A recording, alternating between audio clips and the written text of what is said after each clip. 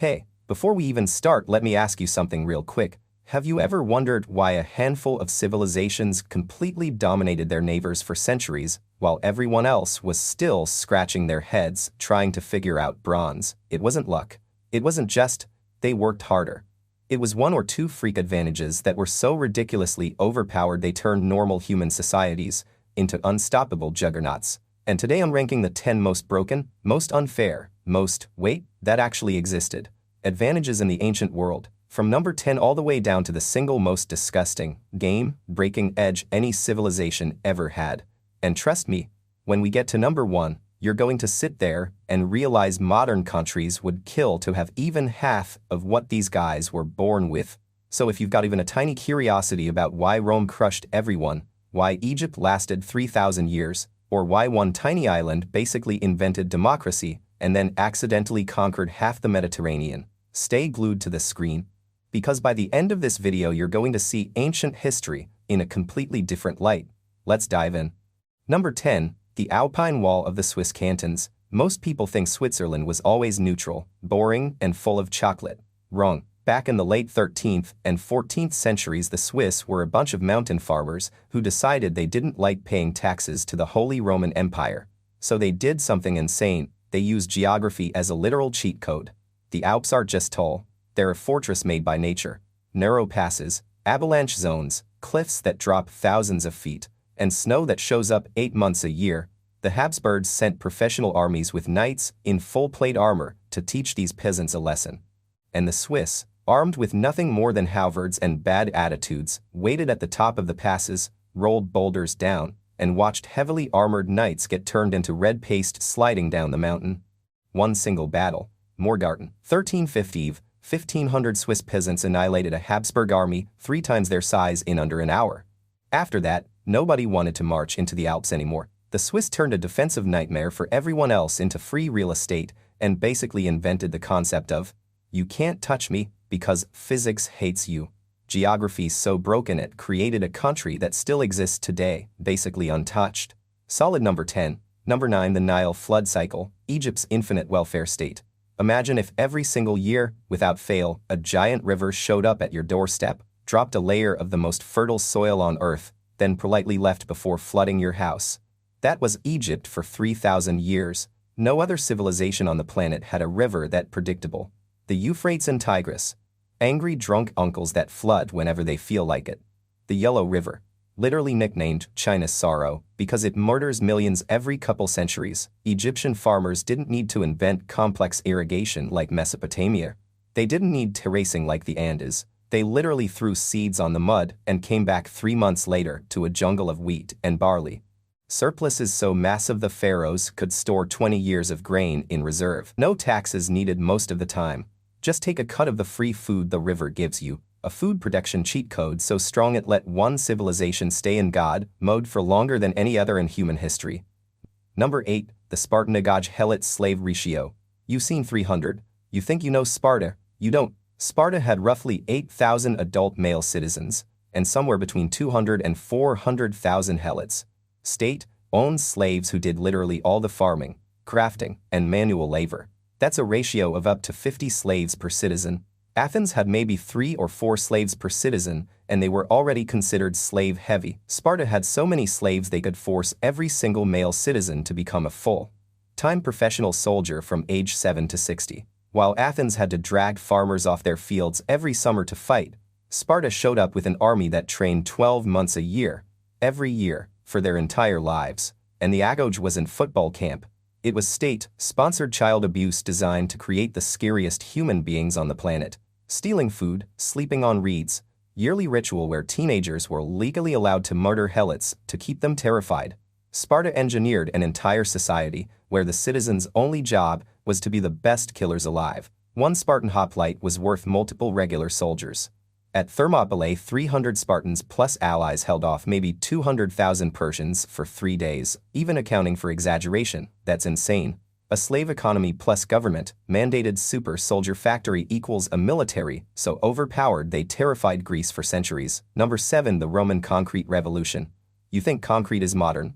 Rome was pouring self-healing, saltwater, resistant concrete 2,000 years ago, while the rest of the world was still stacking mud bricks. Roman concrete, pozzolana ash plus lime, actually gets stronger over time when exposed to seawater. Modern Portland cement cracks in salt water. Roman marine concrete laughs at it. The Pantheon Dome, still the largest unreinforced concrete dome in the world. 2,000 years later, zero steel reinforcement, not a single crack.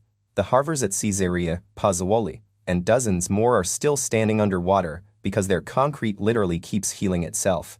This let Rome build roads that lasted millennia, aqueducts that carried water hundreds of miles, and ports that turned the Mediterranean into a Roman lake.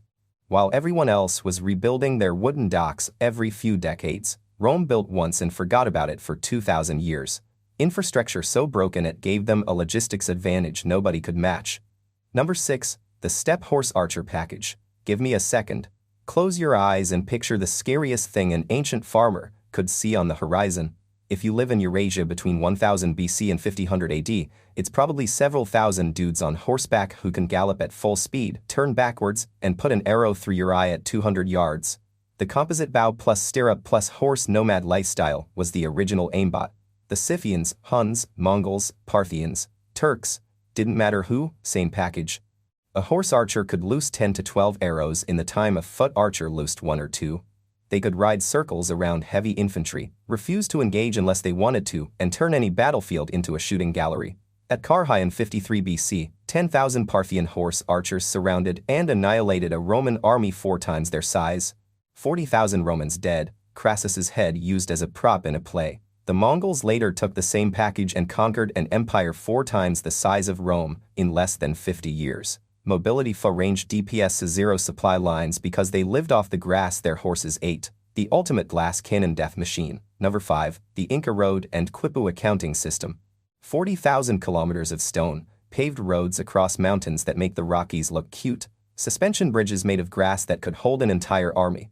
Warehouses every few miles stocked with food, clothing, and weapons, and zero writing. Instead, the Inca used quipu, knotted strings that somehow recorded census data, taxes, military logistics, and historical events with perfect accuracy.